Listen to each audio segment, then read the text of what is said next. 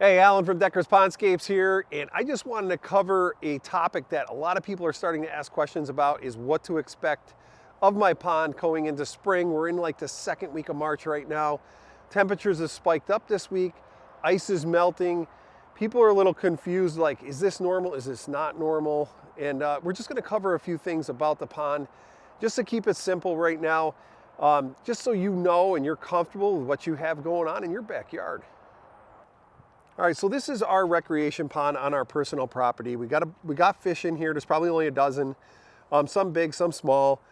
What you're seeing here as far as water quality and what you see down into here on the rocks, this fuzzy string algae, is all a normal occurrence coming out of winter.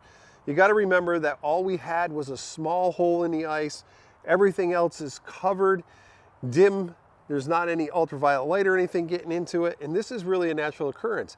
The water is tinted a little bit because I am surrounded by woods over here, and I'm sure some leaves have blown in there, and that does tint the water. Some tannins get in there, and this is 6.5 foot deep, so I'm not really worried about fish health. One of the good things is I just came out here today because there was a lot of ice on here yesterday, and with these warm temperatures, most of the ice went today. And the best part about it is we have no floating fish. And I know everybody cringes when it comes out of winter. You don't want to see floating fish. The reality of it is it can happen. And nobody likes to hear that, but you don't know if a fish possibly had an internal problem, and you just can't obviously see that. And then with all the stress of going into dormancy and into the winter, it can just be that much easier for a fish to perish. It's unfortunate, but sometimes it happens. Hopefully it's only one or two. I was talking to a customer today that's up near Saratoga area, a little bit farther north, and probably has 50 koi and lost 2.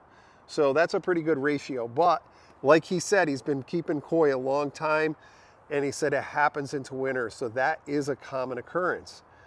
The other thing is that why does string algae grow throughout the winter months? It's a living plant.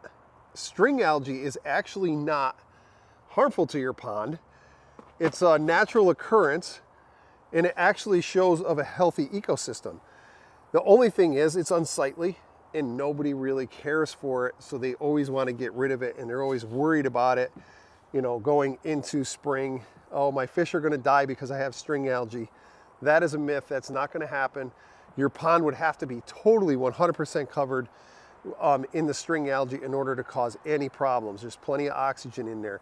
That's the other thing going into spring. Do not shut that off until you're ready to open up your pond and waterfall area so you can put oxygen back into your pond for the fish when they're coming out of dormancy.